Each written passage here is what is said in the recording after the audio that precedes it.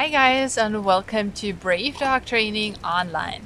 Today we're gonna talk about how we get a dog who does things we ask even if we don't have food on us. Enjoy.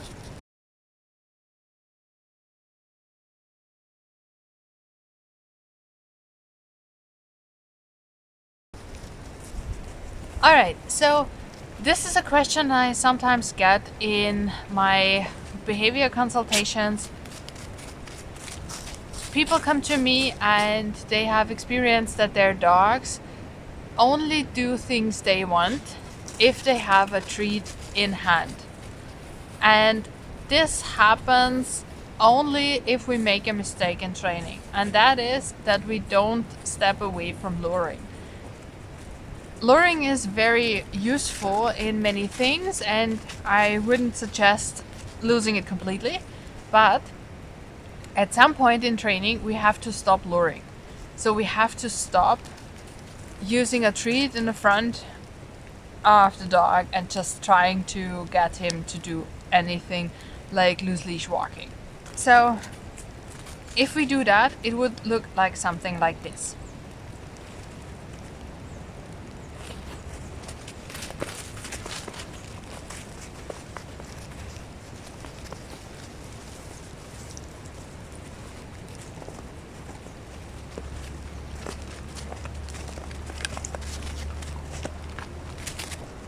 And of course, if I train something like this, then I get a dog who will only do it if I have treats in hand.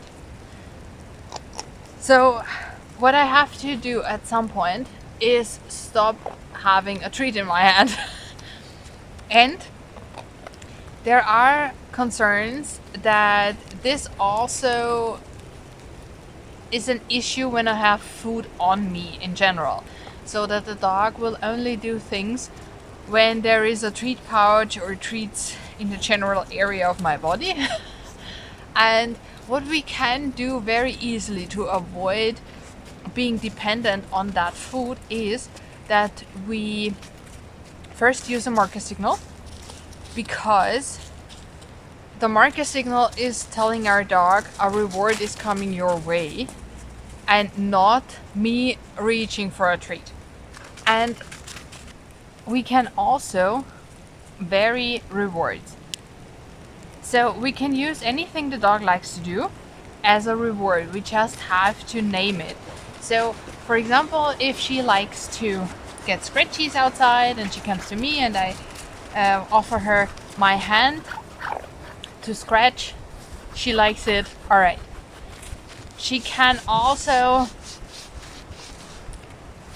just watch things, like if there is some kind of wildlife or some kind of scent or whatever, she can check that out and I can name that and use it as a reward.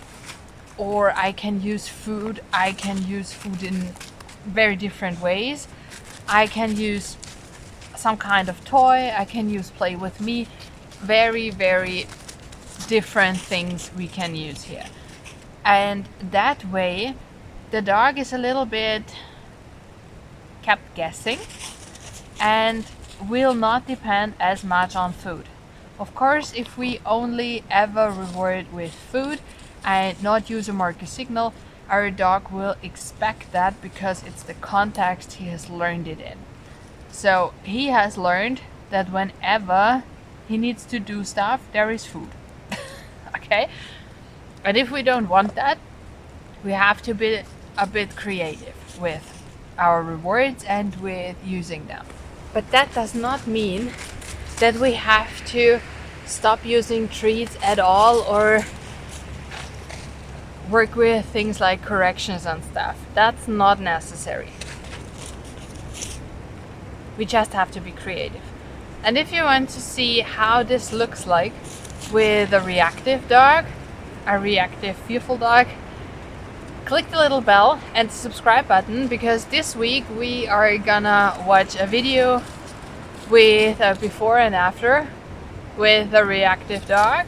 She was reactive out of fear of people, dogs, and every kind of moving vehicle.